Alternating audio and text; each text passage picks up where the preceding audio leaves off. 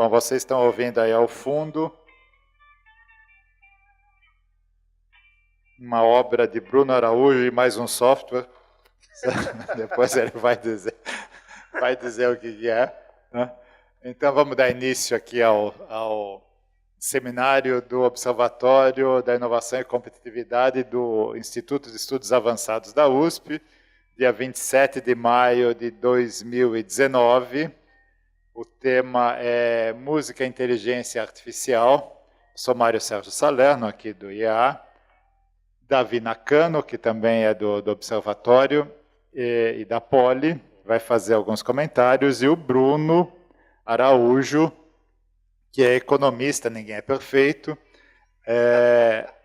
fez mestrado na UNB, fez doutorado aqui na USP, foi uma das pessoas que colocou de pé e animou o Engenharia Data, que era um sistema de informações e análises sobre engenharia que o Observatório mantinha, parou de manter porque não tem mais financiamento nem recurso para manter, que dá um trabalho danado. Bruno fez a tese dele sobre trajetórias de engenheiros, uma análise com modelo estatístico, vou dizer assim, mas ele tem o lado B, eu não sei se é o lado A, tem o lado B. Bruno é músico, ele foi guitarrista de um conjunto chamado Móveis Coloniais de Acaju, não é isso?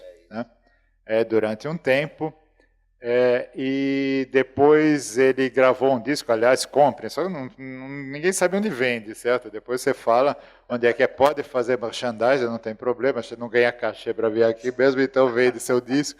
Ele tem um disco super legal, é um duo, digamos, cordas, violão e sopro, né, que toca um pouco de jazz, chorinho, etc. E agora ele veio com essa novidade, né, de música e inteligência artificial, mas eu vou deixar ele falar, porque aí vai ser melhor do que eu, ok?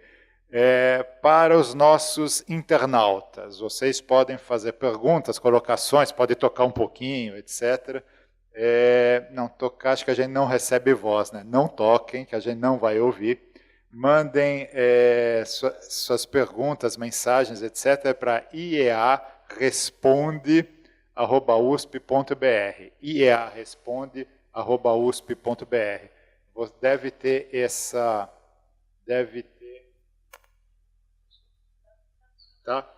ter digamos, esse e-mail aí na transmissão que vocês estão vendo pela internet, e mandem, a internet não é instantânea, aliás não tem nada instantâneo, nem café instantâneo, certo? Não chega na hora, tem um trânsito, vai para não sei que lugar, tem a velocidade da luz, então demora para chegar. Tá?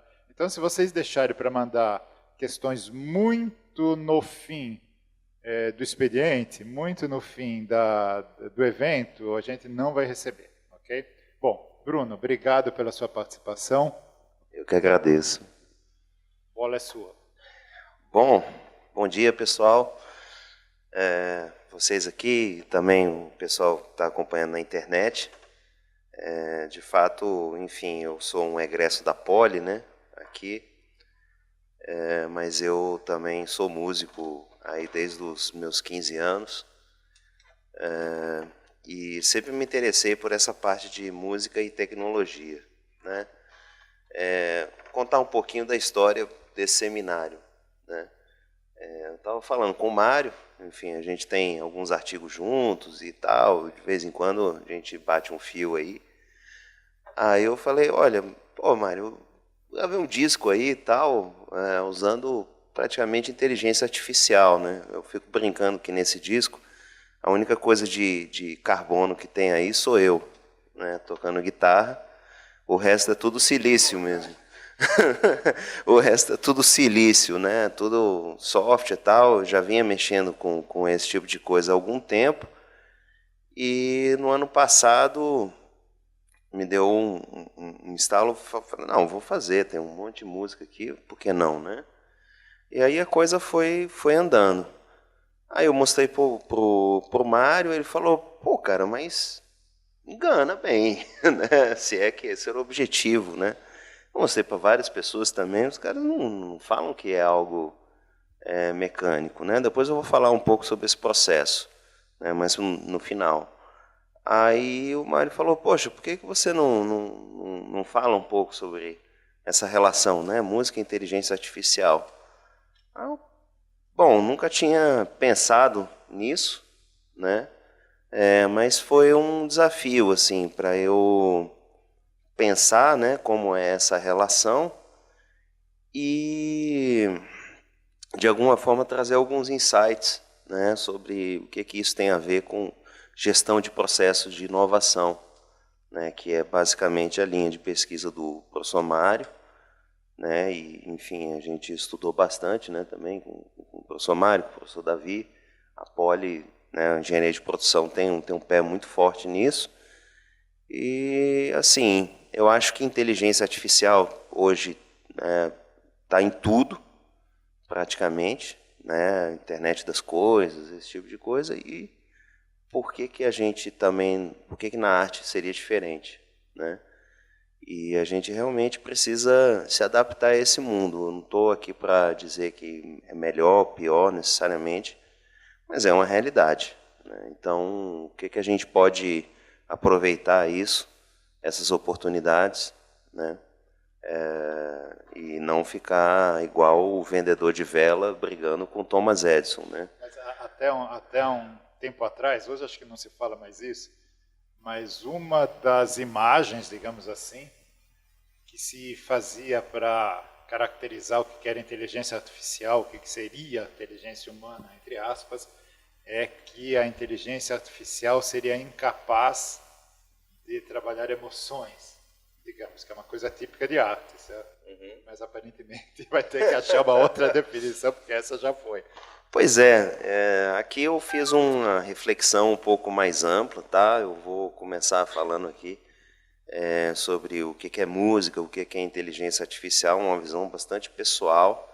Se vocês quiserem algo um pouco mais acadêmico, vão lá na ECA, né? Vão ler Adorno e toda a escola de Frankfurt, esse pessoal aí, que teorizou bastante, né, sobre isso, mas, na verdade, eu acho que a inteligência artificial veio para quebrar alguns dos paradigmas que a gente tinha. E eu vou dar alguns exemplos aqui, eu trouxe alguns exemplos que realmente são coisas para a gente refletir e assim, são mind-blowing, né? Eu não consigo traduzir a expressão, mas são assim, para dar um nó na cabeça mesmo, para você pensar, caramba, olha só o que está acontecendo.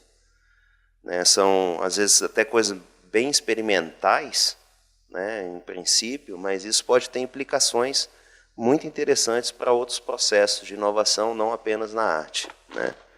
Bom, um pequeno roteiro aqui que eu trouxe.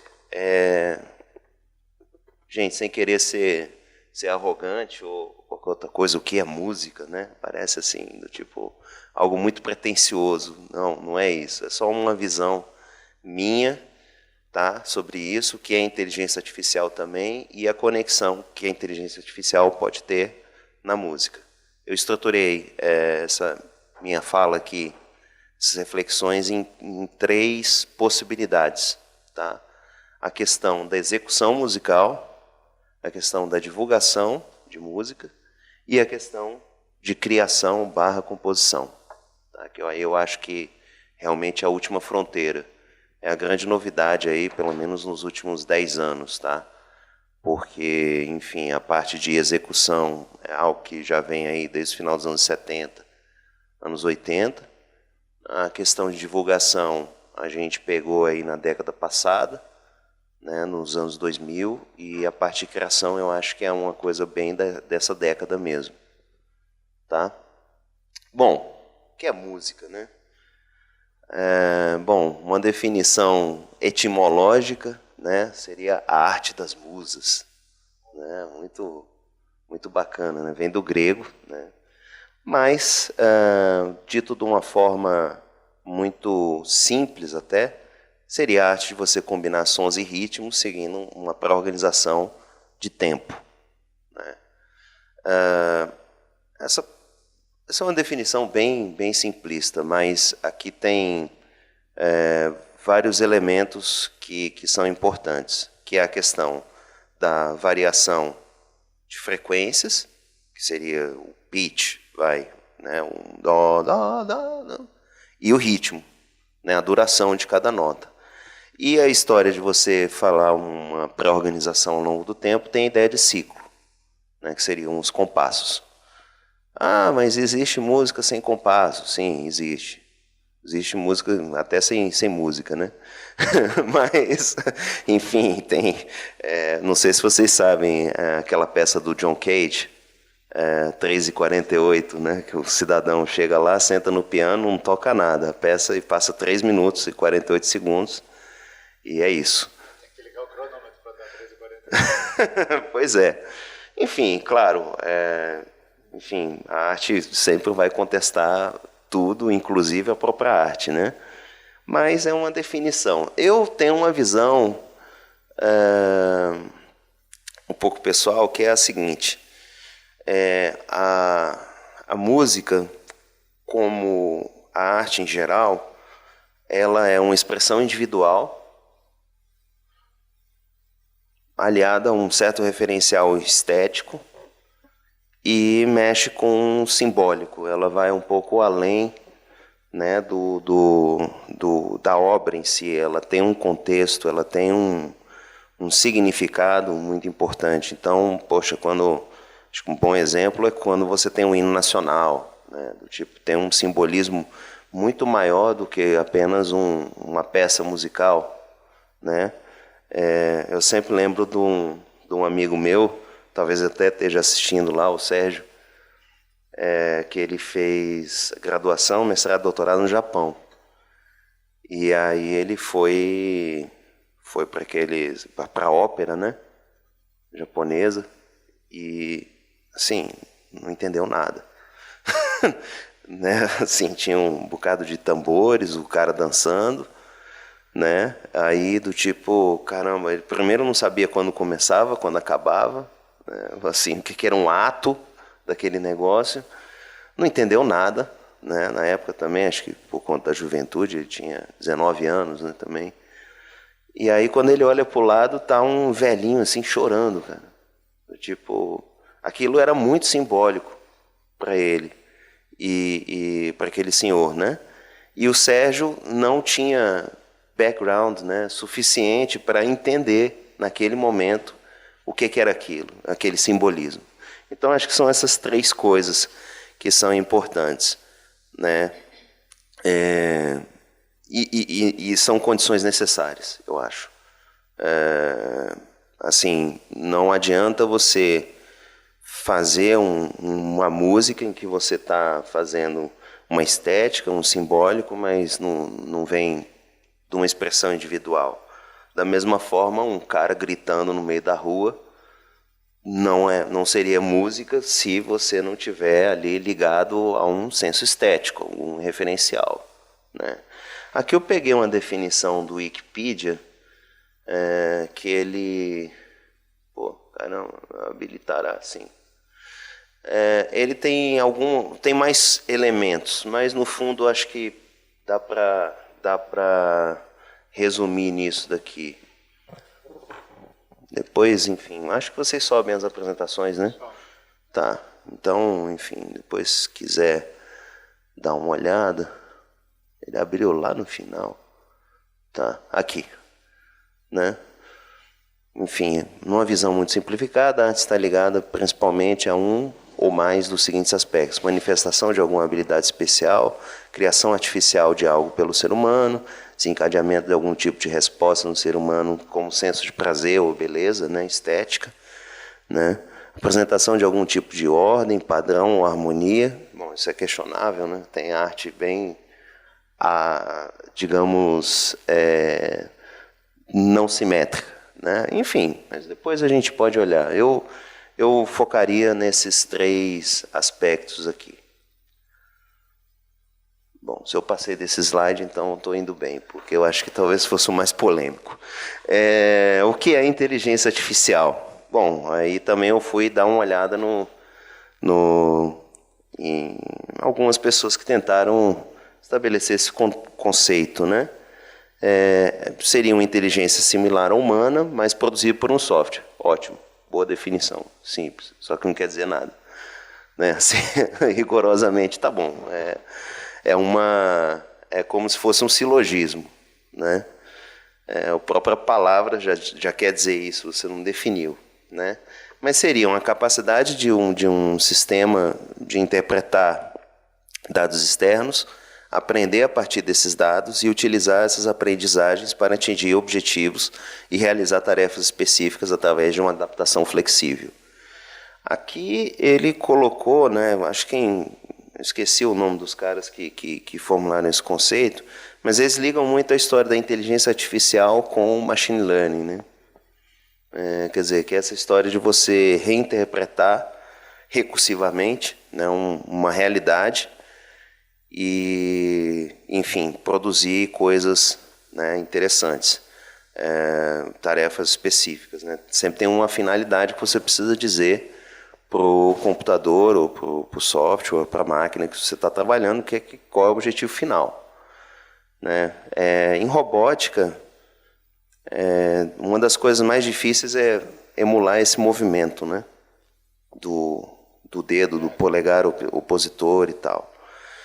E aí, enfim, a Google conseguiu fazer isso há uns 3 anos atrás, em 16 horas. Vários braços artificiais ligados um com o outro e por um método de tentativa e erro, milhares de vezes. Se você fosse contar os braços, acho que eram em torno de 15 ou 20. E um ensinava para o outro sobre o que não dava certo. E aí, quando o primeiro acertou, depois todos os outros começaram a acertar. Então, esse é um bom exemplo. 16 horas não é nada para esse tipo de complexidade, né? E a tendência é que seja cada vez mais rápido, né? Processos mais complicados com mais velocidade, né? Aí a pergunta é, computadores fazem arte, né? Essa daí é uma música do Mundo Livre, lá dos anos 90, né? Fazem arte quando eu dou pausa. É verdade. Eles aprontam bastante. Mas, quer dizer, essa é uma pergunta retórica, tá? Eu não tenho uma resposta fechada, né? Enfim, lá no final a gente pode fazer um pequeno debate, mas é uma pergunta importante, do tipo, você tem uma obra musical, em stricto senso, né? Ela tem lá tudo, né? Do tipo, do ponto de vista estético e tal, tá tudo bonitinho. Eu vou mostrar algumas músicas que o computador fez, tá? Isso é arte ou não é, né? Eu acho que é uma pergunta... Isso quer dizer autonomamente. Computadores autonomamente. Exatamente, autonomamente. Tem alguns exemplos aqui que são realmente dão um nó na cabeça, assim, né? De alguma forma, caramba, onde é que a gente chegou? Ainda está meio tosco, mas eu acho que daqui a uns 5 anos, enfim, eu vou chegar lá, tá? Mas vamos lá. Bom, a primeira conexão, né, entre música e inteligência artificial eu colocaria, pelo menos em ordem cronológica, e talvez até de complexidade, é a questão da execução. Não sei quantos de vocês conhecem a linguagem MIDI, né? Musical Interface, esse tipo de coisa que eu até peguei aqui do Wiki. Musical Instrument Digital Interface, né? Interface digital de instrumentos musicais. O que é isso? Da mesma forma que a gente tem lá a linguagem de texto ou de programação, que é em zeros e uns, e um string ali de 8 caracteres caracterizaria um byte, né, uma combinação. A gente aqui tem um padrão que foi desenvolvido da passagem dos 70 para os 80, de 16 informações, vamos dizer assim, né?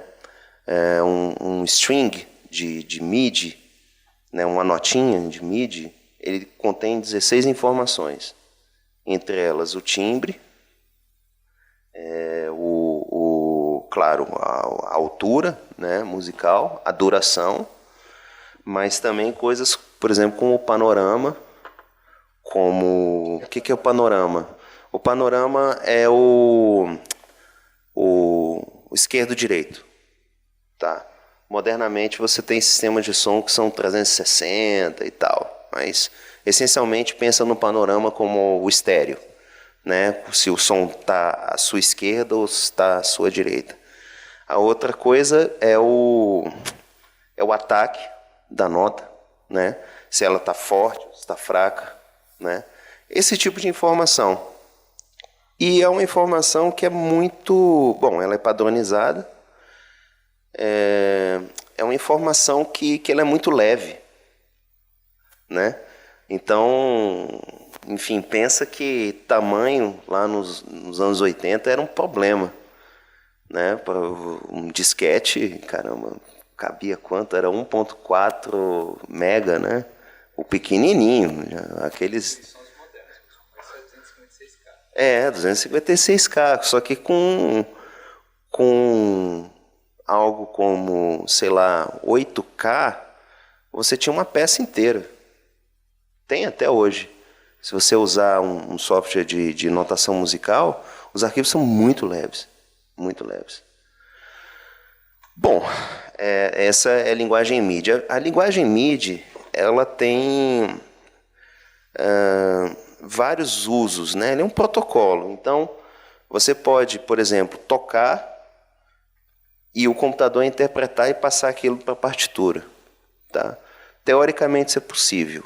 Na prática, acho que a qualidade não costuma ser muito boa da interpretação, da execução para a notação musical. Eu digo isso pela minha experiência. Tá? Mesmo melodias mais simples, ele não fica legal. Se você sabe escrever bem, é melhor você já fazer direto, você vai perder bem menos tempo. Ele pode executar aquilo que você fez, tá? E pode ser editável, porque ele é como se fosse um script. Então, se você tocou, não gostou do timbre daquela execução, isso parece um pouco estranho, mas para quem está acostumado com softwares de edição musical é muito comum.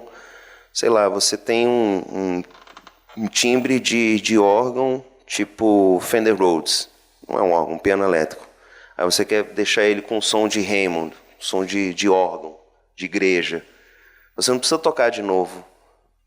É mais ou menos como um editor de texto. Você escreveu, você muda a fonte. É a mesma coisa. Né? Então isso é muito útil, facilita muitas coisas. Os arquivos são muito leves, porque você não está lendo um áudio, você está lendo só o script e o software está rodando, né? Aquela informação, aquele script. Né? É mais ou menos o princípio do PDF. Não sei se vocês sabem como é que funciona o PDF e por que ele é leve, né? De uma forma geral, quando não é scanner. É que, na verdade, ele tem a informação vetorizada da imagem. Ele não tem a imagem. Ele tem, digamos assim, umas coordenadas para a imagem. Então, você está transmitindo apenas essas coordenadas e não a figura final. Então, isso é bem útil, bem interessante, permite você mexer, né? Várias coisas. Bom, então, como eu disse, é possível você codificar uma canção inteira, uma peça, qualquer coisa, em poucas linhas de programação, ou seja, em poucos kbytes, né? Você pode utilizar em DAW, que são esses softwares, né, Digital Audio Workstation, que são os softwares de edição, né? Ou programas de composição. Aí tem N, aí tem o Sibelius, tem o Muse. Eu mesmo uso o Muse Score, que é livre. Acho que é como se fosse hoje o R da música, né? Porque como ele é de graça, tem muita gente desenvolvendo. A coisa chegou num nível de qualidade muito alto, porque tem muita gente trabalhando em cima. O R é um software de estatística, só para quem conhece o R. Verdade. É Um software livre que está ficando cada vez mais poderoso. Assim. Sim, é verdade, é verdade. Acho que, na verdade, assim, do ponto de vista de... a gente gosta daquelas coisas de economia evolucionária, né, tal. Vai chegar daqui a 10 anos, vai ter só R e Python, porque são as espécies dominantes. Da mesma forma que o Homo sapiens superou o Neandertal, entendeu? Tipo, vai ser isso que vai acontecer, porque é muita gente desenvolvendo, o custo é zero, né? E essas alternativas pagas aí, eu acho que estão com os dias contados. Eu acho que os caras sabem disso também. Né? Eles vão ter que mudar o modelo de negócio deles, de alguma forma. Bom, vou botar aqui um exemplo curioso. Acho que está saindo som, né, do computador. É o seguinte. Bom, acho que vocês sabem que eu sou pernambucano, né? E adoro frevo. Eu achei curiosíssimo esses caras que eles fizeram frevo em 8 bits, que enfim, é um midizão. Cara, é música de videogame. Quem gosta de videogame vai entender o que eu estou falando. Vamos ver aqui.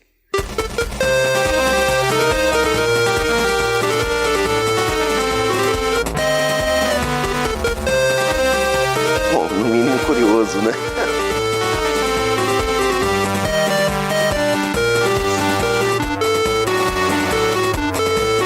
Esse é o hino do Cerolas de Olinda, tá? 1968, é um bloco de carnaval. Bom, como é que isso é feito, né? Você faz uma partitura, né? Manda o software interpretar, e é isso. Né? Claro que esse é um som muito simples, muito rudimentar, né? Aí não tem muita dinâmica, não tem nada, mas foi curioso esse exemplo. Eu escutei esses caras, achei bem divertido. Bom, vamos lá.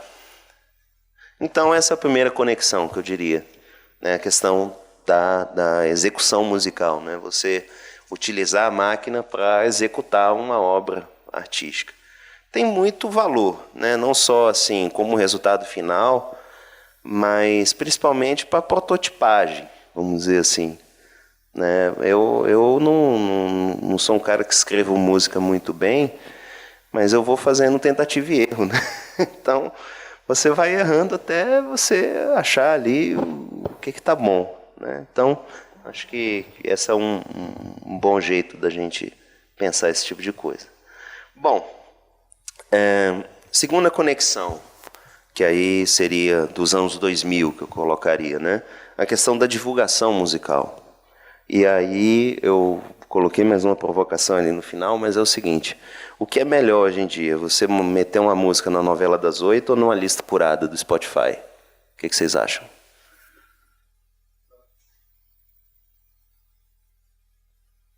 Quantos de vocês têm Spotify aqui? Não? Sim? Tá, tem. Não, então, do tipo, quando você acorda, você tem lá do tipo Morning Moods. Aquilo ali é puro Big Data. Ele faz um playlist, um mixtape para você, dadas as coisas que você anda escutando e algoritmos relacionais, né?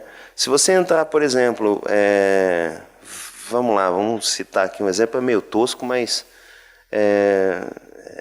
vocês vão entender o que eu estou falando. Se você é um cantor sertanejo, você entra numa lista do Spotify chamada Brasil Sertanejo, que tem 10 milhões de assinantes. Você vai estar junto lá do Jorge Mateus, não sei o quê, e pum, aparece uma música tua lá. Já era, explodiu. Olha, vamos falar aí em nomes, vai. Marília Mendonça, Ana Vitória. Esse pessoal é tudo fruto desse tipo de plataforma. Não apareceram via novela das 8, jabá de rádio ou qualquer outra coisa, né? E assim, o que acontece? As listas que eu chamo lista curada, né, ou playlist que tem uma curadoria, podem ser pessoas que formatam, ou pode ser o próprio software, que a partir de um algoritmo relacional, do tipo, por exemplo, eu gosto muito de uma banda chamada, um duo, né, chamado Milk Carton Kids. Provavelmente vocês não conhecem, mas como é que eu fiquei conhecendo? Porque eu estava escutando por Simon Garfunkel. E aí apareceu porque o estilo de música é parecido. Então, do tipo assim, é mais ou menos aquela ideia da Amazon, né? De quem comprou isso, também comprou isso. E eu acho, quer dizer, não só eu acho, mas a maior parte da comunidade, né, que trabalha com essas coisas de computação, diz que o algoritmo da Amazon é o mais refinado em termos de relação, né, entre produtos. E é mesmo, porque, cara, eu posso contar nos dedos as vezes que eu comprei uma coisa e não comprei a outra. Porque, assim, parece que o cara adivinha que você vai precisar daquilo, né? E, assim, essa parte de áudio, música e tal, aí você vê, aí... não, isso aqui é uma besteirinha, é baratinho, aí vai... Quando você vê, tá lá, gastando uma baita grana. Né? Então, você tem uma certa lógica de Big Data com Machine Learning. Né? A primeira vez, quer dizer, primeira vez não, mas uma vez que eu vi esse tipo de coisa funcionando, além da Amazon, foi uma palestra que eu vi aqui, um evento da MEI, sabe? Que eles trouxeram um cara da GE. Trouxeram aquele Peter Diamandis também, enfim. O cara é meio showman, né? Ele tem uma visão muito positiva do futuro. Eu acho que tem várias coisas ali que tem implicações éticas muito importantes, né? De você coletar dados das pessoas para... enfim, por mais que no final você faça um bem comum, por outro lado, essa informação é muito sensível e pode ser usada para fins não muito éticos, né? Bom, é a famosa história de você prever o espraiamento de uma epidemia a partir de buscas do Google, né? Isso aconteceu, né, no H1N1. Né? A partir do padrão de buscas localizado, você podia prever para onde a doença estava indo, né? Que eram as pessoas buscando no Google sintomas e tal, vírus, esse tipo de coisa. Mas foi da GE. A GE, ela hoje, enfim, lá no departamento, né, lá na engenharia de produção, a gente fala muito de servicização da indústria e tal. E o cara, ele falou muito claramente que hoje a GE não vende turbina, ela vende serviço de turbina. E como você tem uma internet das coisas ali ligada, né? A turbina está operando e está passando informação. Como ela está operando, tudo, as condições de clima, as condições de operação, e está mandando tudo para um repositório. Como eles têm milhares de turbinas e a informação minuto a minuto, você pode prever a probabilidade de uma turbina lá numa determinada região dar um pau. Então, a partir daí você já recomenda um serviço de manutenção ou de troca mesmo. Então, por exemplo, sei lá, fez muito calor naquele dia, aí você pergunta lá, o cara até mostrou assim, estava no tablet, qual é a probabilidade dessa turbina dar um defeito hoje? Aí, enfim, pensa lá um pouquinho, vai. Não, a probabilidade dela falhar hoje é de 12%. Aí eu pergunto, então o que é que eu devo fazer? Devo parar para fazer a manutenção ou segue o baile, né? Aí pensou lá, não, segue o baile, mas mês que vem você vai precisar programar uma manutenção. Então, esse tipo de coisa está sendo usado, né, nesses serviços de streaming, serviço de YouTube. YouTube não é só música, mas o YouTube é a plataforma mais utilizada para escutar música, né? claro, acho que vocês já devem ter pensado nisso, né? É gratuito, você tem que assistir uma propagandinha ou outra lá de vez em quando, que, aliás, também é tailor-made, né, para você, dadas as suas buscas e tudo mais.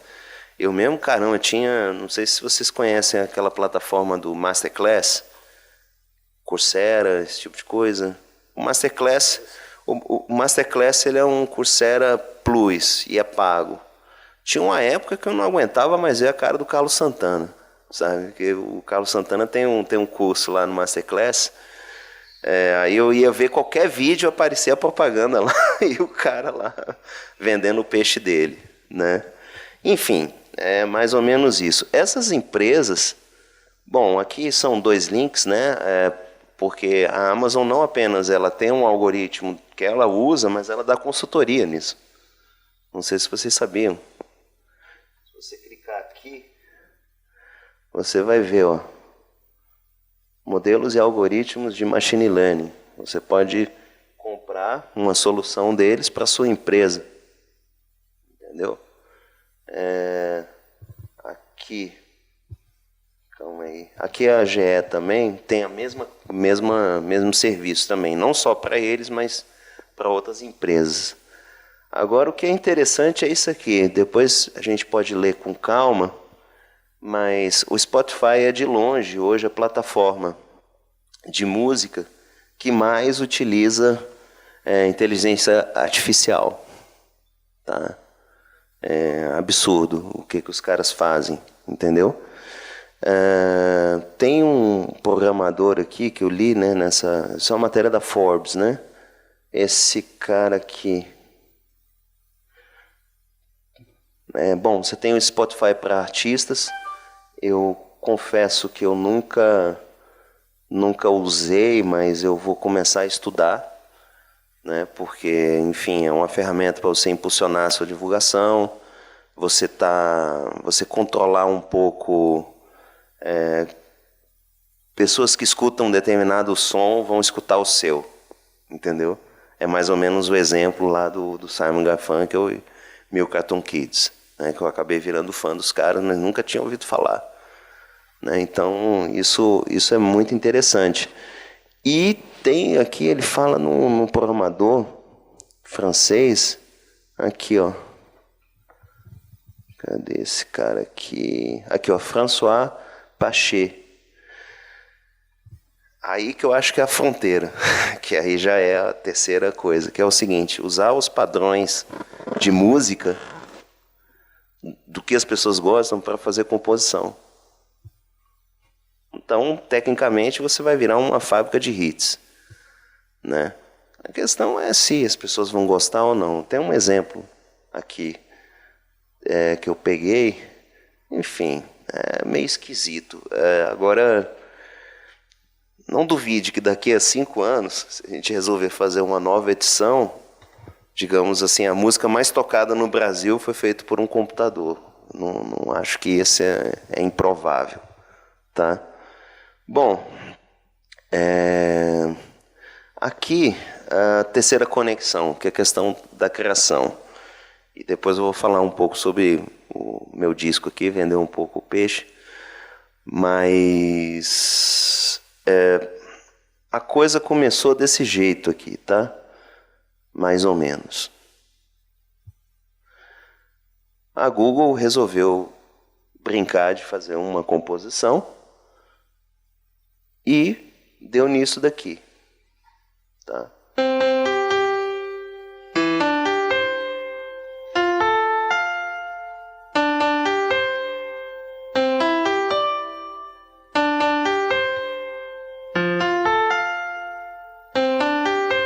Ok, uma porcaria, tá? Mas é o seguinte, isso foi há 3 anos atrás. E olha só o que pode virar. Esse daqui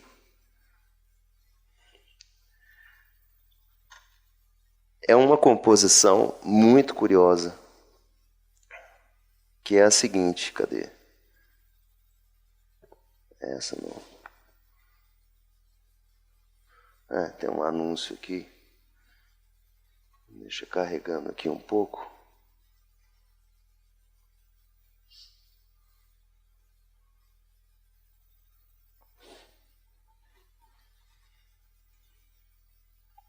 Vou abrindo esses links. Tá, peraí.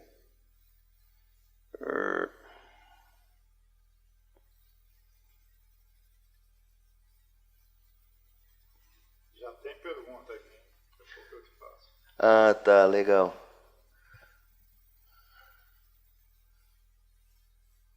Calma aí. Aqui. Peraí. Acho que não. Bom, aqui é uma matéria, mas tem uma. Eu acho que eu vou ter que abrir o YouTube aqui. Peraí, rapidinho. Pensei que tivesse copiado o link certo, mas é esse aqui. Cadê? Vamos lá.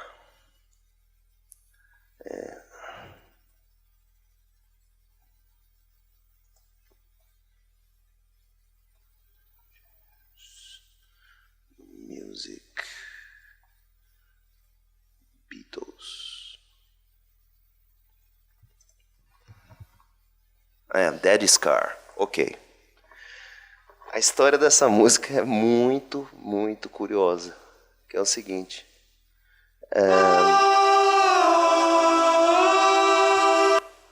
Ela é uma música que foi composta, não necessariamente gravada. Tá? Eu acho que a gravação tem elementos humanos e de computador, mas pensa o seguinte. Você pediu para o computador fazer uma música tipo Beatles. E aí o computador analisou os 45 maiores sucessos dos Beatles e pegou elementos de cada uma das músicas. Eu, como sou muito fã dos Beatles, eu consigo identificar de onde ele puxou cada trecho. Inclusive a letra. Ele pegou as letras e misturou as palavras de uma forma que fosse realmente uma música dos Beatles, mais ou menos da fase do Revolver, né? Bom, o nome da música é Dead Scar, uma referência muito clara ao Baby You Can Drive My Car, né? Baby You Can Drive My Car. E por aí vai. Vamos escutar um pouquinho. Vocês vão sacar de onde veio cada coisa. Até a maldade da panderola, meu. O cara botou a panderola. Assim, é impressionante. Um arranjo, né?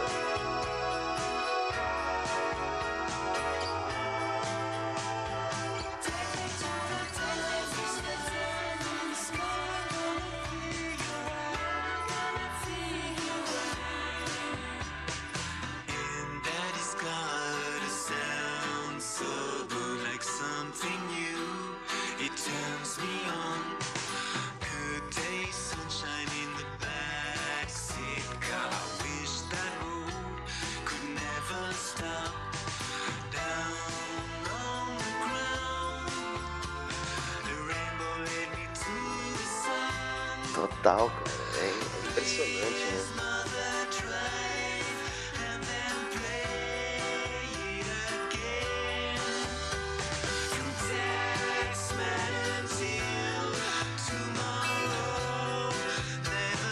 Banderola.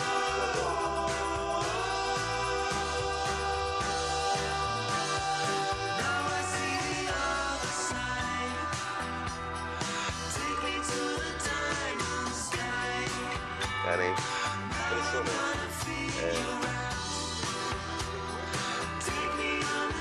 Foi 2 anos depois. Agora, você sabe que tem... era aqui. 2016 isso aqui. Você pode dizer a diferença entre o bar e o robobar? Não sei se vocês viram, coisa de uns 2 meses atrás, teve um doodle da Google que era um bar generator, assim. Você fazia uma melodia aleatória, ele baquianizava o negócio. Por que bar? Né? Assim, o que seria um bom lugar para você começar? Porque as regras de composição do barroco elas são muito fechadas, né? São muito estabelecidas e tudo funciona muito bem. E o Bach e outros compositores barrocos, eles têm a característica de ser uma música um pouco mais linear em termos de intenção, né? Não é, por exemplo, compara com o Chopin, ou caras do período romântico, você tem aqueles fortes, os baixos e muitas pausas às vezes. Não, o barroco ele é algo mais linear e obedecendo a certas regras de contraponto, né? Então, esse exemplo tem naquele livro chamado Homo Deus, do Yuval Harari, né? Que, enfim, foi um experimento que eles pegaram alunos da faculdade de música e colocaram coisas do Bach, coisas do robô, assim, peças menos famosas, né, do Bach e do robô, né? E aí pediram para as pessoas marcarem qual era o original, qual era o robô. Mas era composição ou execução? Composição, entendeu? Então, olha só, isso daqui é uma peça harmonizada pelo computador, tá? Essa peça não existe do Bach, tá? Ela foi criada por inteligência artificial.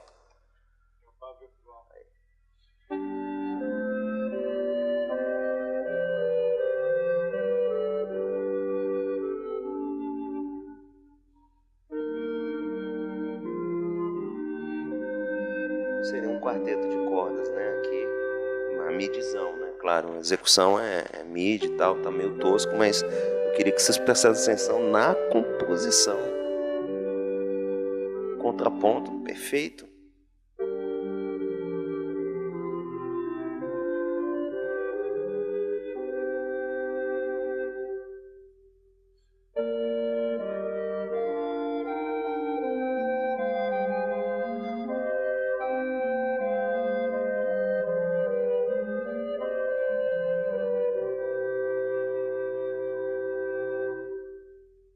É isso. Então, enfim, o Doodle, depois vocês podem brincar, mas que ficou bem interessante. Você vai aqui, né, comemorando aqui o bar, aí você vai aqui.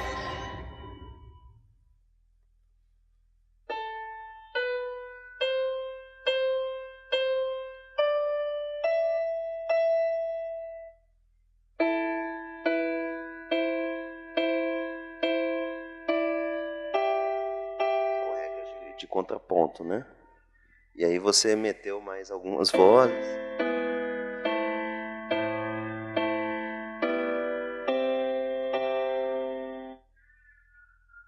Bom, vamos lá, vamos meter aqui algumas notas aqui, sei lá. Vou fazer de um jeito completamente aleatório, tá? Você está colocando agora. Tô colocando agora.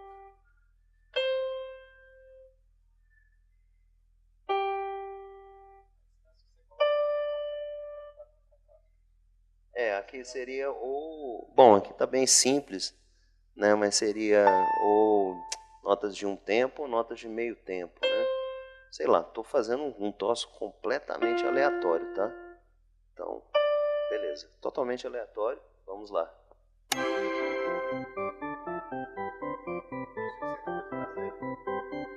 Não, ele tá pensando.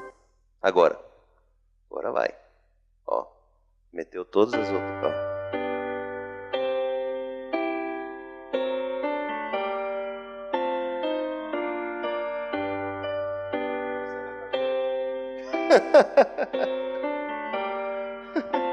Aqui, ó, e você pode compartilhar e tal. Foi uma composição aqui totalmente aleatória, entendeu? E ele foi lá e resolveu.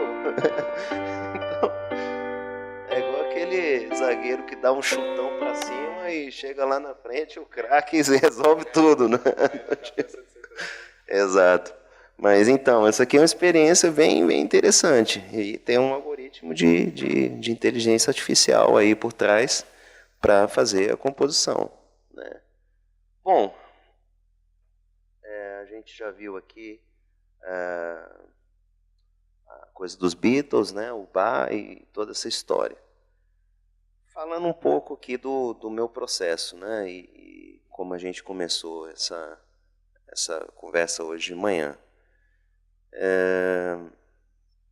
Eu usei um software, né, chamado Band in a Box, em que você escreve... Não, China in Box, né? Não, Band in a Box. E aí você escreve, né, os acordes do seu tema. E tem algumas coisas tipo soloist, sei lá, esse tipo de coisa, melody maker, só que eu acho que fica bem ruim. Fica muito artificial o som, sabe? Mas o acompanhamento é absurdamente bom. Eu não consegui instalar no computador, né, para trazer. Ele, na verdade, ele está no meu desktop, né, que fica no estúdio.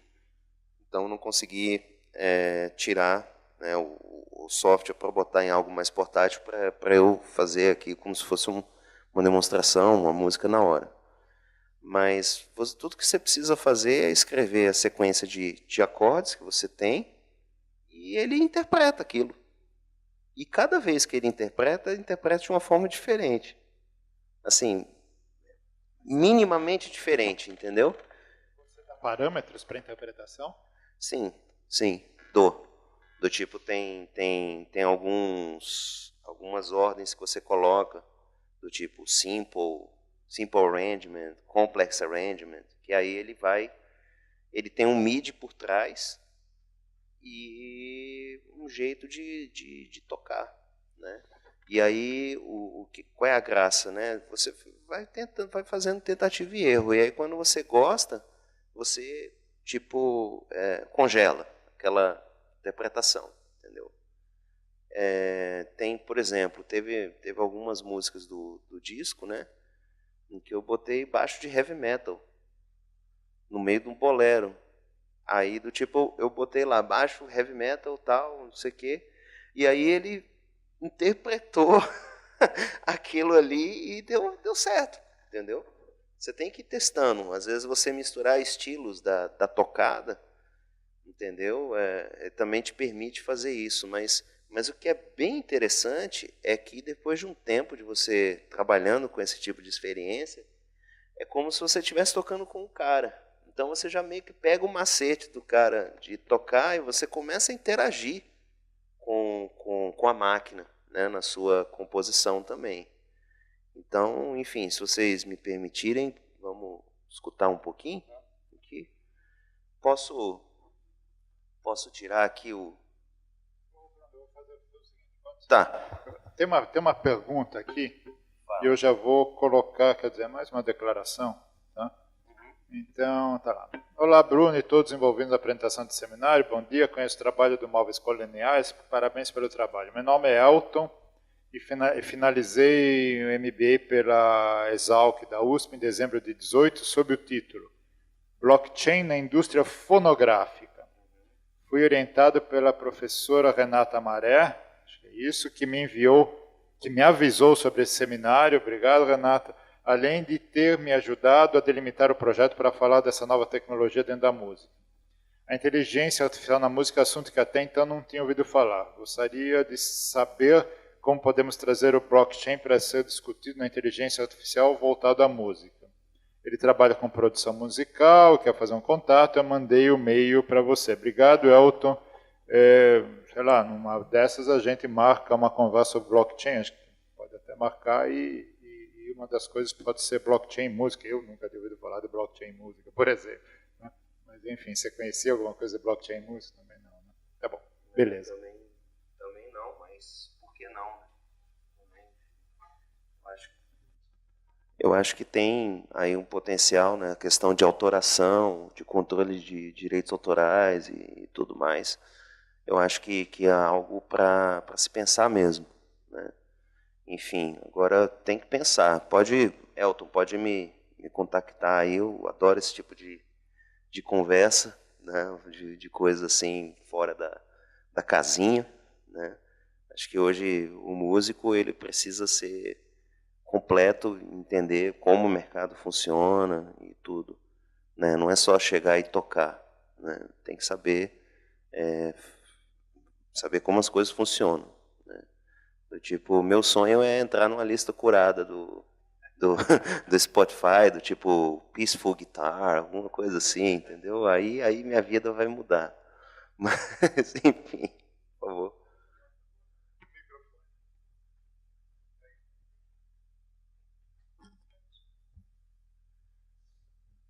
Bom, parabéns. Meu nome é Roberto Rocha, eu sou da Poli aqui, sou mestre em engenharia, mas sou músico também, toco flauta, chorinho, jazz, essas coisas. Legal.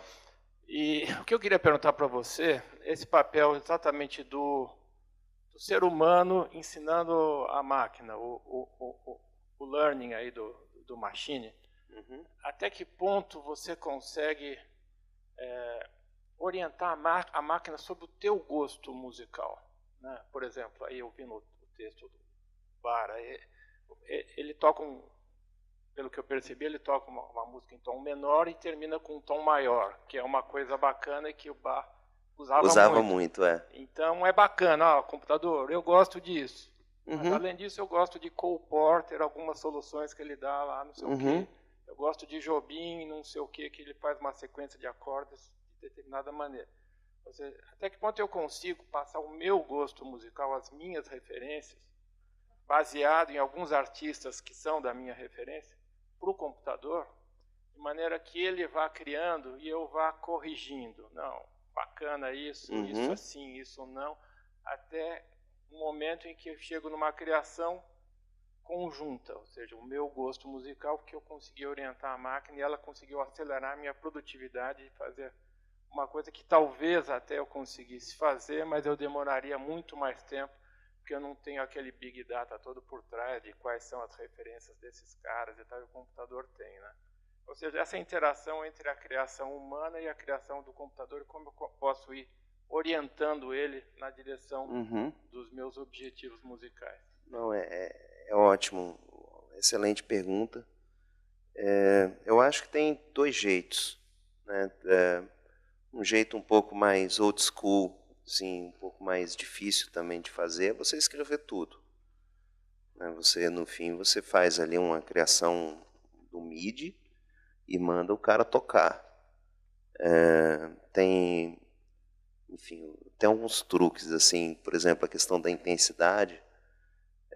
Você entra no módulo da sua partitura e aleatoriza com o mouse, para deixar um play mais humano, né? Uma tocada um pouco mais semelhante ao que seria um humano e, assim, pega muita gente boa, tá?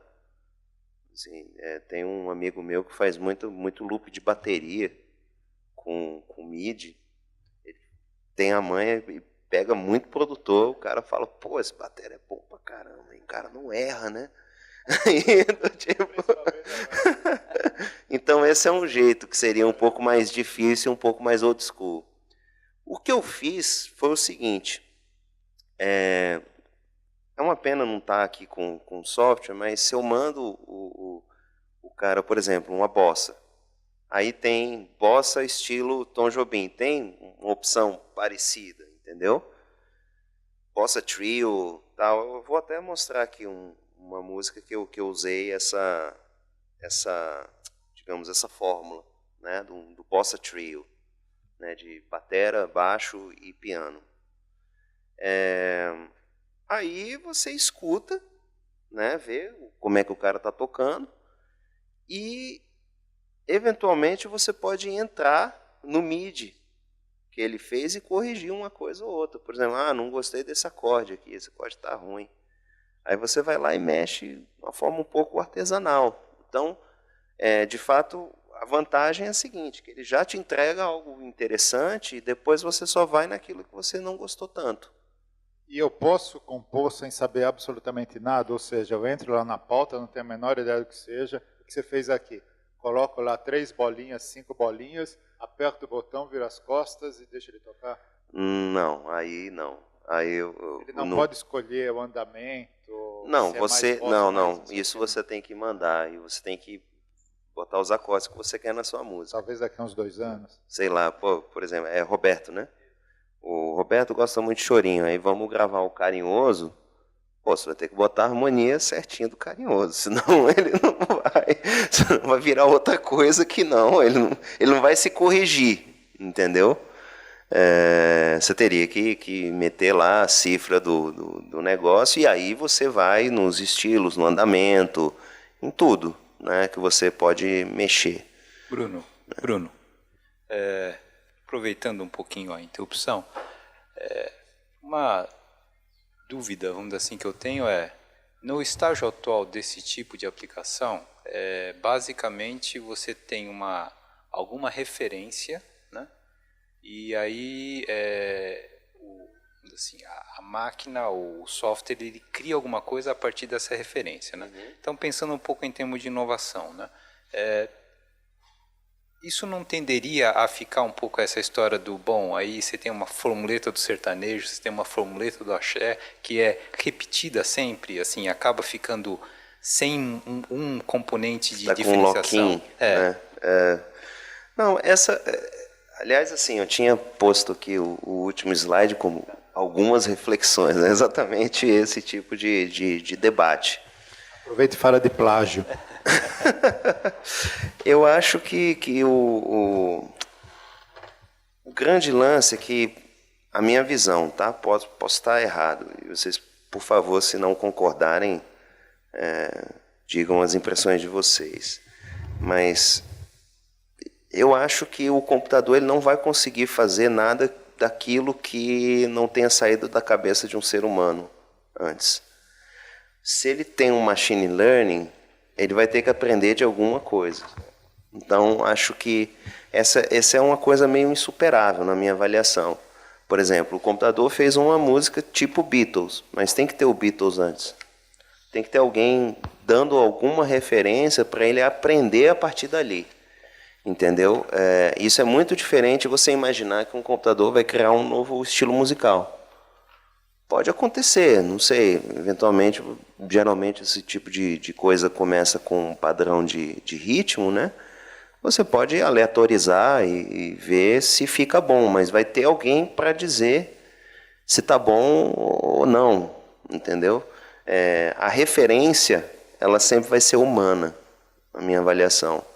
O benchmark para a máquina aprender, ele vai ser humano, né? Agora, você pode fazer um bilhão de hits usando algoritmos, né? Recombinando coisas que já deram certo, mas algum humano já fez aquilo antes. Então, essa é a minha visão. Eu acho que eu tô próximo ao que o Roberto talvez tenha transparecido, né, na fala dele, que assim, a máquina ela é para facilitar a tua vida, facilitar o teu negócio. Pô, para gravar esse disco, uma maravilha. Os caras não erram, os caras não atrasam, não ficam enchendo o saco por causa do cachê, entendeu? Do tipo, funciona tudo bem. Aí você não gostou do negócio, você vai lá e pum, só tesoura, né? E vai fazendo. Então, facilita muito. Agora, se você mandar uma máquina fazer algo genial, novo, eu acho que simplesmente não é possível, eu acho, hoje, né? E não sei se vai ser. Eu acho que a máquina ela vai conseguir aprender cada vez melhor, mas não criar algo que não existe, eu acho. Sei lá, minha opinião. Eu vou botar aqui uma bossa para o Roberto aqui que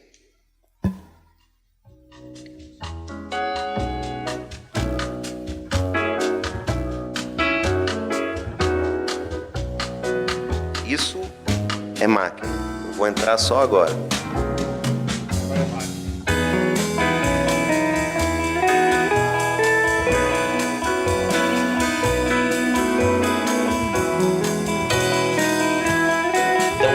Essa coisa da banda crescer, da banda diminuir, sou eu, ó. É meu, todas as músicas são minhas. Mas esse lance, quando ele sobe, quando ele desce, eu controlo também.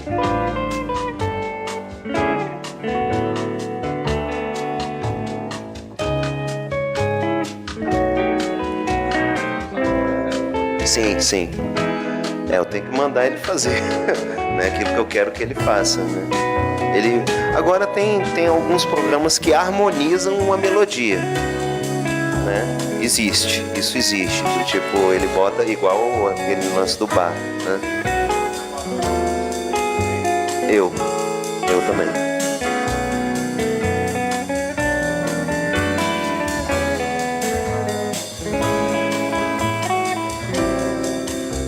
Então, aqui foi o seguinte, o software ele gerou 3 faixas, uma de bateria, uma de baixo e uma de piano. Eu exportei essas faixas como se fossem instrumentistas. Aliás, esses caras têm nome artístico, tá? Na bateria o Bibi Richards, no baixo é o Ricky Belletti, que é baixista de jazz com nome italiano, sempre dá sorte. E o pianista é o Ferdinand Wright, who is never wrong.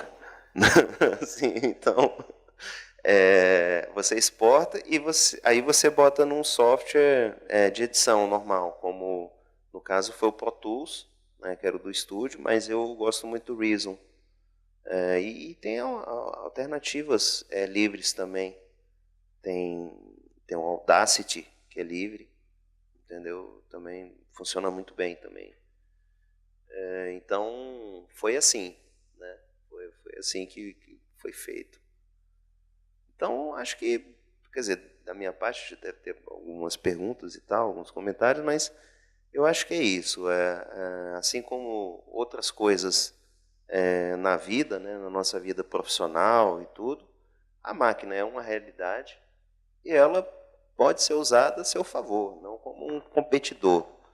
Agora, aquele cara que é o sideman, né, aquele músico de estúdio mais genérico, esse cara, para mim, acabou.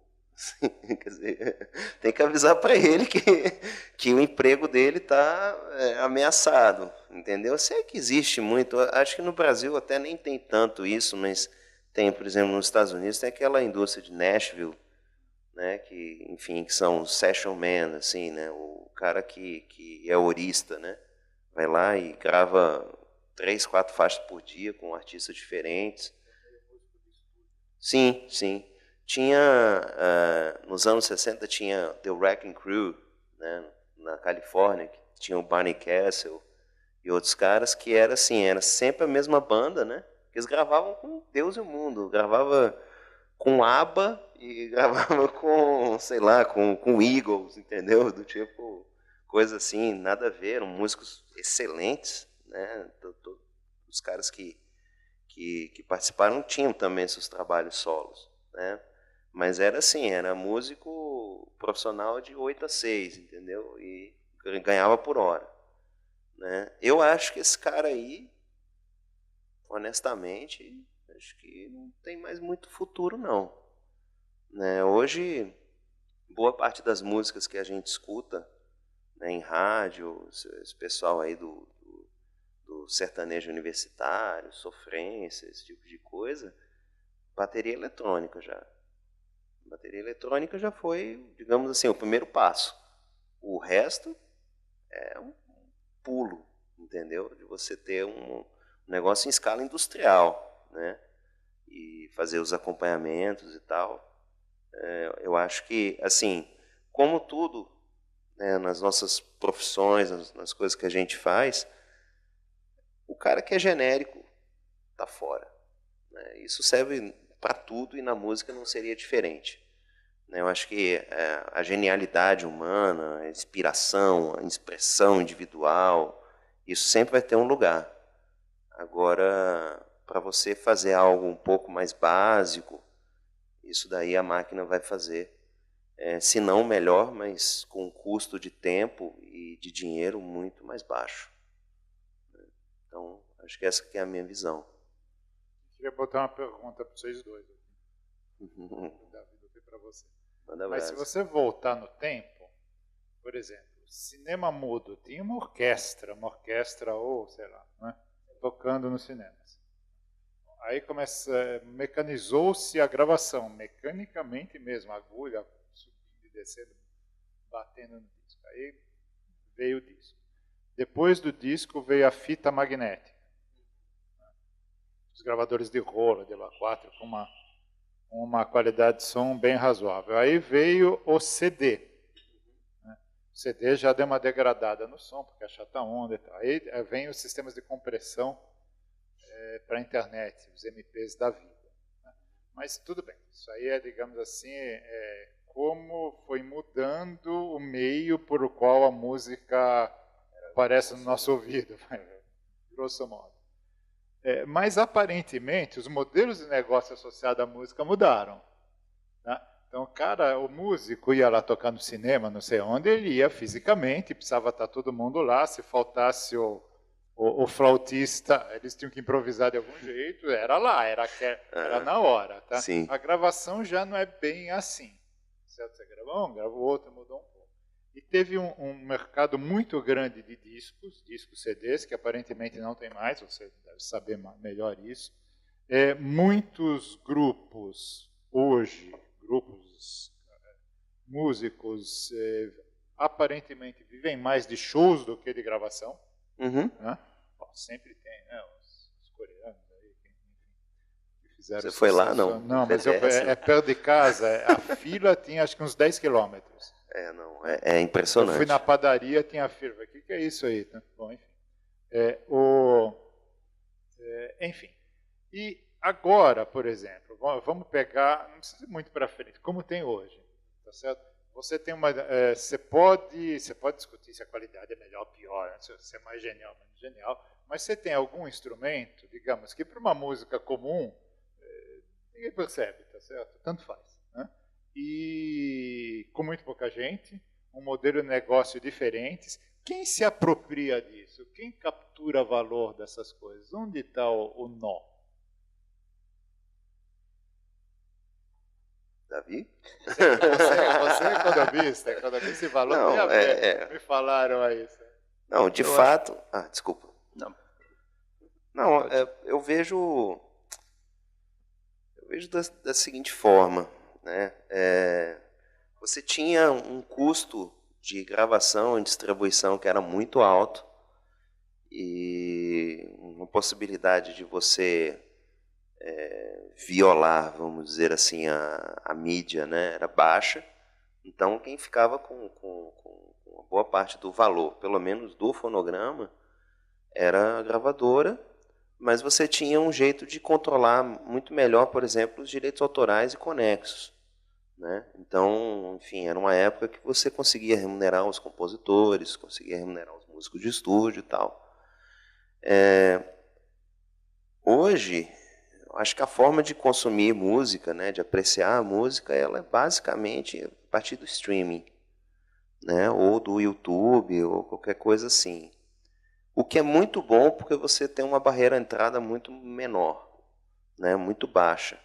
E os custos de você gravar caíram enormemente. Vê isso daqui. Isso aqui eu praticamente não gastei quase nada. Foram poucas horas de estúdio só para eu gravar a minha parte e porque eu queria fazer um estúdio com um amigo meu, que era o Fernando Jatobá, porque ficava mais rápido.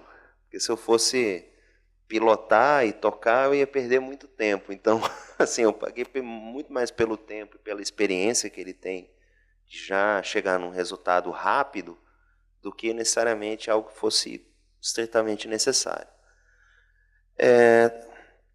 Você hoje tem uma situação, e não só na música, tá? Não sei se vocês conhecem o Wattpad. Vocês conhecem o SoundCloud? Tá. O Wattpad, ele é como se fosse um SoundCloud para escritores.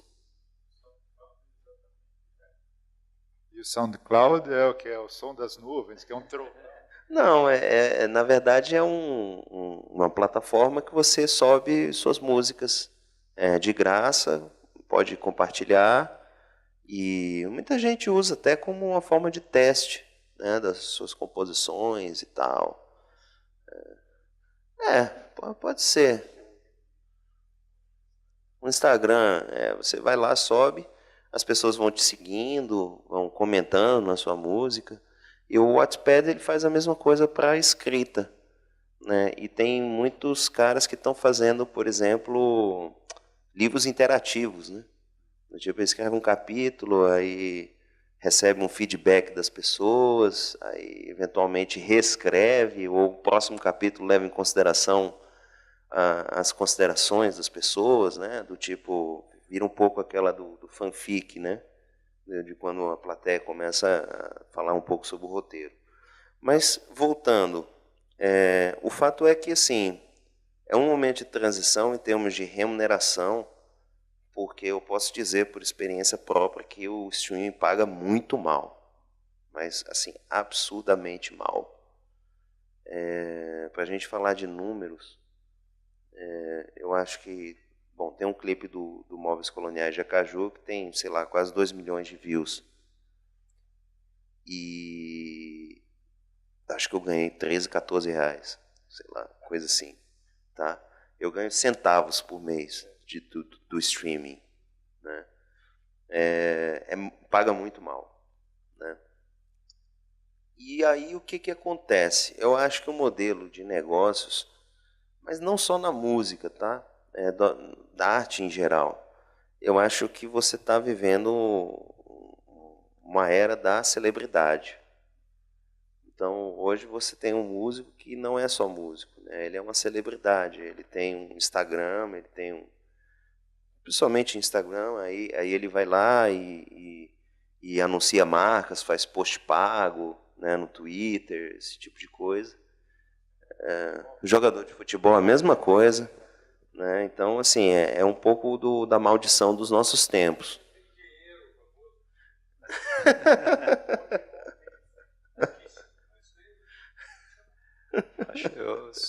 É um pouco isso. Então, de fato, é um modelo que ninguém sabe muito como é, mas as pessoas estão se virando. Por exemplo, vamos citar um exemplo, Anitta. Anitta não lança álbum. Quer dizer, lançou até agora.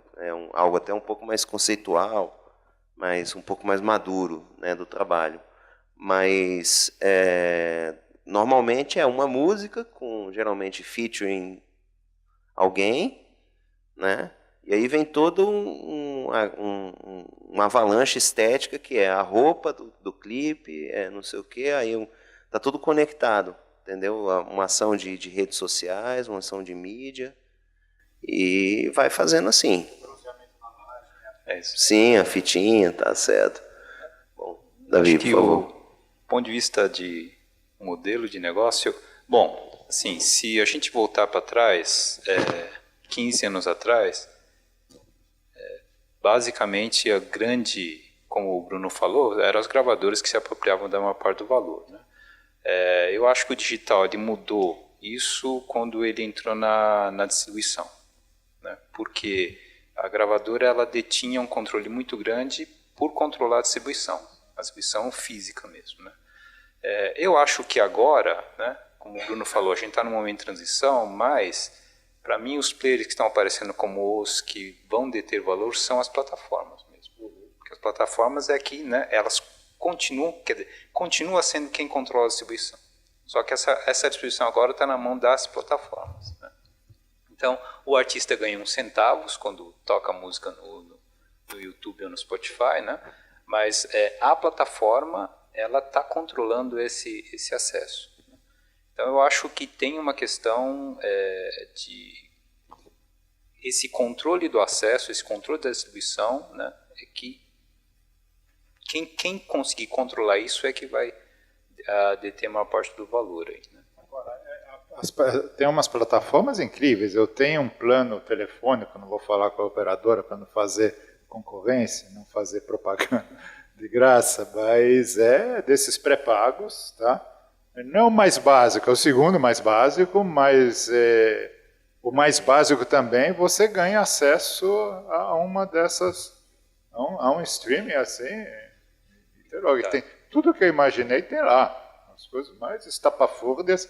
Quando eu tinha 12 anos de idade, um conjunto que ninguém ouviu, eu boto lá, é impressionante.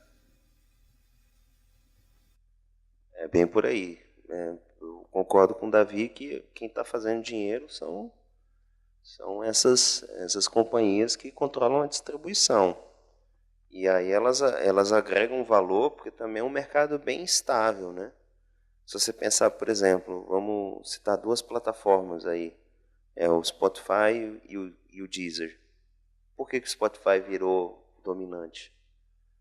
Eu acredito que é por conta da questão do algoritmo relacional ser mais preciso, né, e as listas curadas serem mais populares, né, no sentido de agradar exatamente aquele público que é o alvo daquela mixtape, né, daquela playlist. Né? Então, agora tem que estar sempre inovando, né, tem que estar sempre melhorando o algoritmo, né, fazendo sugestões cada vez mais individualizadas. Pô, tem um módulo numa dessas plataformas aí que você conecta, por exemplo, você está correndo, a plataforma pega o ritmo da sua corrida e bota músicas naquele BPM, entendeu? É uma coisa absurda. Né? Então, esse tipo de inovação na distribuição é o que está agregando valor, infelizmente, hoje, às custas de quem está fazendo música, né? Porque o pagamento é muito ruim, né? Muito baixo, mas não é só no Brasil, todo mundo tem esse debate, né? Os artistas reclamando, né? Quando eu vejo Beyoncé reclamando de pagamento de streaming, eu falo, opa, peraí, né? Tem alguma coisa errada, né? Então, realmente tem um problema regulatório aí, né? Mas, enfim, imagino que as coisas vão se assentar aí ao longo do tempo. Agora, voltando ao tempo das gravadoras, né? As gravadoras criaram muitos artistas, tá certo? Vou dizer que os caras não tivessem nenhuma qualidade, etc., mas sem a gravadora não seria nada, certo? Ritmos, né? Talvez o axé, uma parte do sertanejo, né? Tenha sido, ou como é que chama, o forró universitário. Tem o sertanejo, mas tem o forró também, né? Talvez digamos, sejam assim os estereótipos de aquelas bandas de forró, tem conjunto que tem dono, que não é músico, né? E aí ele coloca, tira, bom, os Rolling Stones é um pouco isso, mas tira daqui e põe lá, só que eles não tiram. Mas enfim, então que era alguma coisa muito ligada à gravadora, que dava palpites numa série de coisas, etc. Porque a gravadora era digamos assim, era o hub, né? O ponto central da rede ou da cadeia econômica da música. Se hoje são as plataformas, e se hoje e daqui para frente a gente tem uma facilidade maior para compor e executar, certo? Isso não pode ter uma coisa meio... E as plataformas são muito poucas, isso não pode levar a um círculo relativamente vicioso, que a plataforma comanda a criação, contrata um cara que entende do software, um pouquinho de música, vai lá, toca, faz uma música que é mais ou menos, mas está bom, tá? E vende não sei quantos, aí ela assalaria o músico, alguns poucos, para fazer músicas para tocar na plataforma dela? Bom, se eu entendi a sua pergunta, né, a pergunta é ampla, tem diversas interpretações. Do tipo, se essas plataformas podem se tornar, substituir de alguma forma o papel que as gravadoras tinham em determinar quem vai fazer sucesso ou não. Parece que teve um movimento, coisa de uns 2 anos atrás, dessas plataformas assinarem com artistas, em troca de exclusividade. Só que a coisa não andou. Eu pensei que fosse andar, né? Por exemplo, você assina com uma plataforma, então não vai ter na outra, é um artista exclusivo dali, esse tipo de arranjo. Outra coisa que eu vi acontecendo são... Hã? Não, mas... Tá, mas eu já tive experiência com 2 plataformas.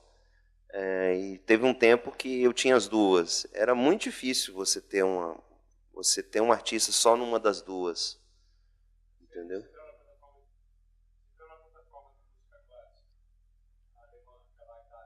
Uhum. Tem um catálogo próprio. Se você entrar na plataforma dos música clássica dos alemães, que é fantástica, excepcional, Você pega lá, você põe o bar, você põe isso, ele vai dar para você tudo que só ela tem. Ela tem assinatura com eles. Veja, mas é uma plataforma muito especializada. Mas tem muitas músicas, não exatamente canções, mas tem muitas músicas que estão num lugar e não estão em outro. É que a gente não tem... As músicas hoje são cantadas por muita gente, certo? Eu acho que talvez, desculpa, eu não conheço, mas talvez esteja relacionado a, que é a pergunta que depois eu ia colocar nessas reflexões, a questão do direito autoral, porque talvez o detentor dessa específica execução fez um acordo com essa plataforma. Né? É isso. Então não é necessariamente o artista ou a música, mas é que tem um detentor daquele direito que... Você não encontra os filmes da Netflix feitos por elas. Não, então. Você tem. Então, o problema é o seguinte, pode ser isso que está levantando, mas é que o volume musical é insuportavelmente grande, entendeu? É muito grande, é gigantesco. Então a gente não nota muito essas diferenças, mas você encontra muitas músicas, no caso brasileiras, no Spotify, que você não encontra em outros lugares. Você não encontra na Apple, você não encontra em vários lugares você não encontra. Tem um lock-in, algum tem. Então, os mercados mais especializados, põe Cida Moreira, tal, que é uma cantora meio cult aqui no Brasil, tal, entende? Você vai ver, você encontra em alguns lugares ou encontra uma grande parte em outros, entende? Agora, se você colocar Roberto Carlos, se você colocar os nomes mais comuns da música, aí você vai encontrar, todos, põe a Anitta, ela vai estar em tudo quanto é lugar, entende? Então, o que eu acho que é interessante é ver, para saber se ela vai substituir ou não, é se a tendência é você personalizar, porque isso poderia estar abrindo um mercado muito diferente, certo? Venha para a minha plataforma que eu só tenho material exclusivo, é um pouco a pretensão do Netflix. Saber se ele vai ter tempo de fazer isso e não vai ser atropelado por outro tipo de plataforma, outro tipo de venda, certo? A Apple está tentando agora. A Amazon também, né? A Apple está tentando agora fazer aquele Apple TV que tem tudo. Não sei se vocês têm isso aí. Agora você entra, não é um aparelhinho Apple TV, é um aplicativo chamado Apple TV, é uma plataforma nova que você tem tudo lá dentro. Ao invés de ser tudo divididinho. Séries, televisão, filmes, Amazon, isso. Ele tem agora um negócio que chama Apple TV, que tem tudo. Tem Apple, tem Amazon, tem tudo que a Apple vende está lá dentro.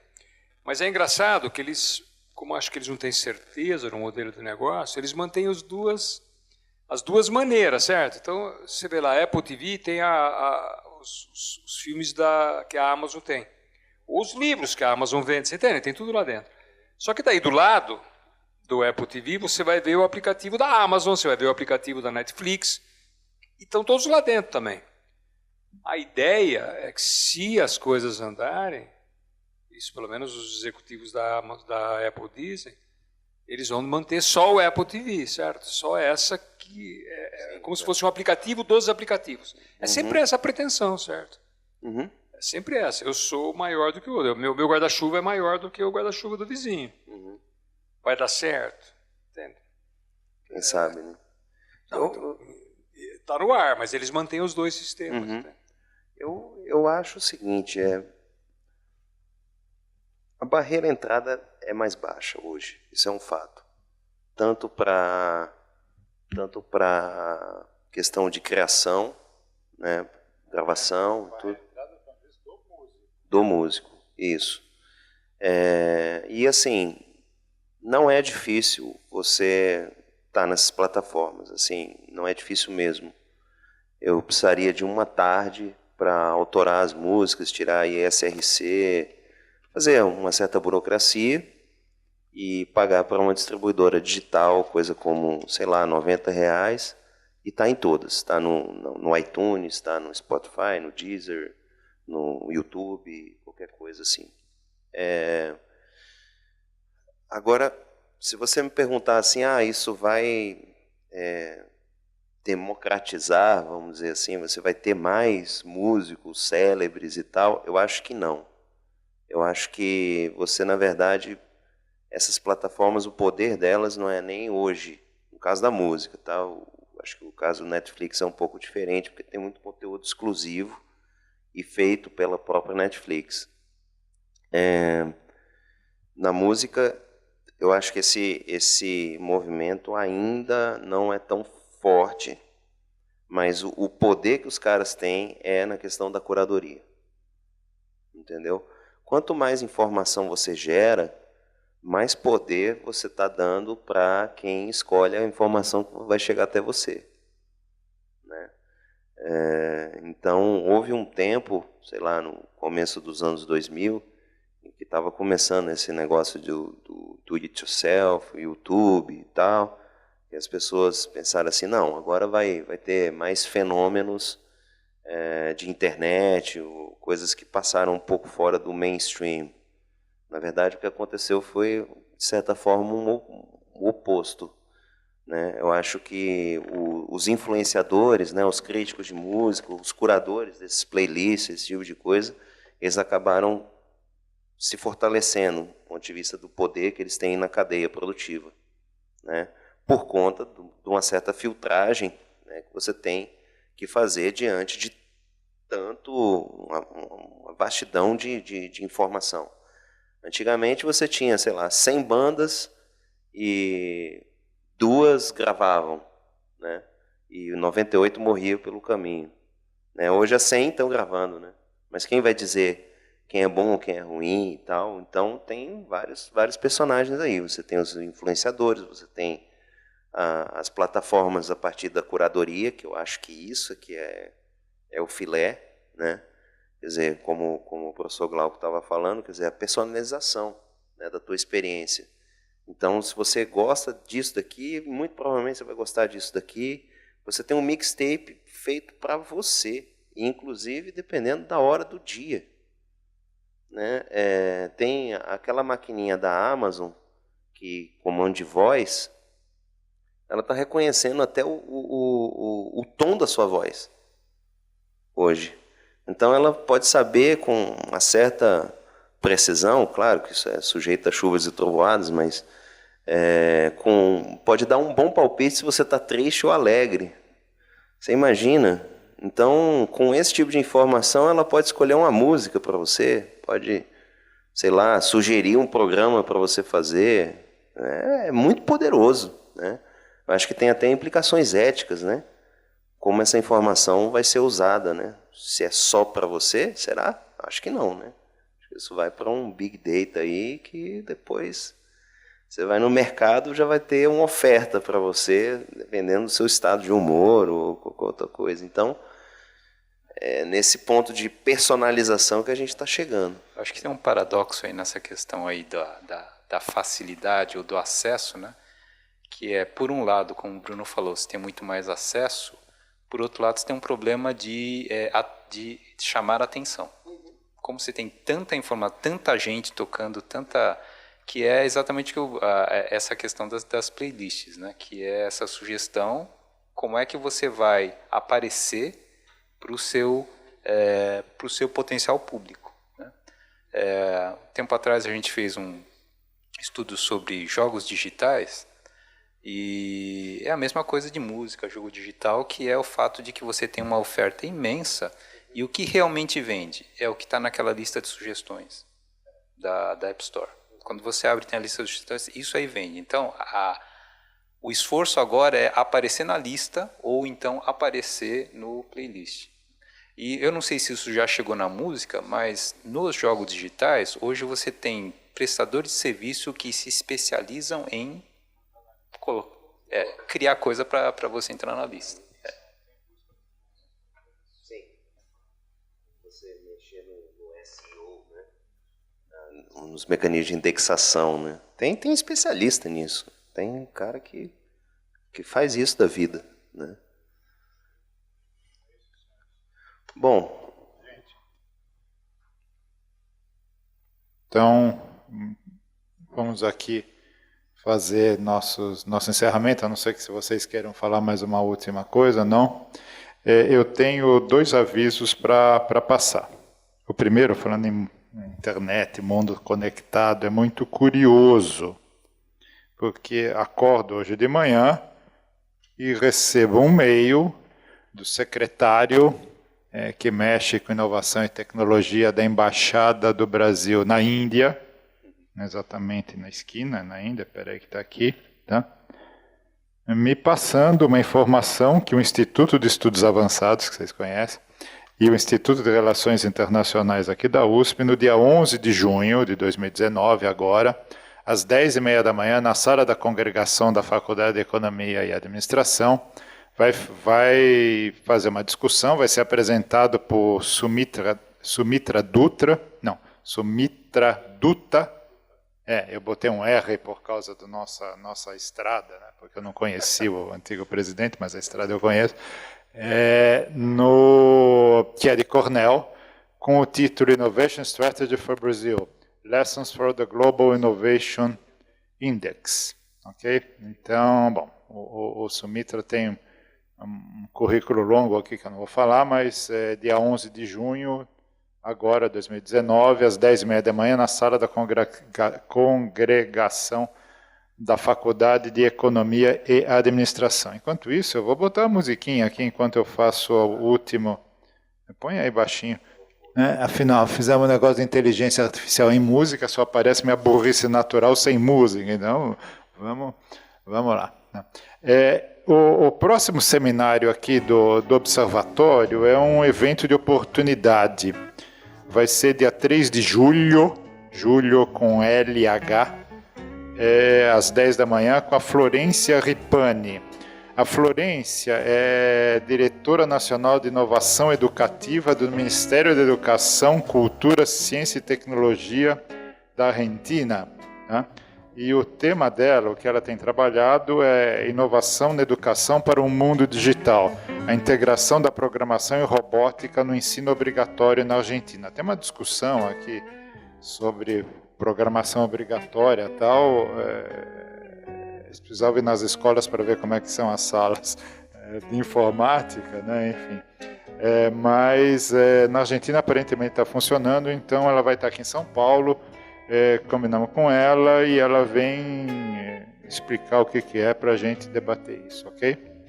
Então, muito obrigado. Essa aí é a música artificial. Não, a música não é artificial, a música existe, certo? A música com inteligência artificial e inteligência humana. Agora, não sei, depois vocês ficam no almoço, vocês tentam me convencer o que é um ou o que é outro. Tá? Gente, muito obrigado. Bruno, Davi, eu passei, Elton, eu passei o seu e-mail para o Bruno. O aí Elton, vocês aí tratam diretamente. Queria agradecer aqui a todo o pessoal do IEA, né? Então aí a ficha técnica devia aparecer. Cadê a ficha técnica? Mas, por exemplo, eu nunca achei nesses streamings de filme, o filme que eu mais gosto, que é O Passageiro, do Antonioni.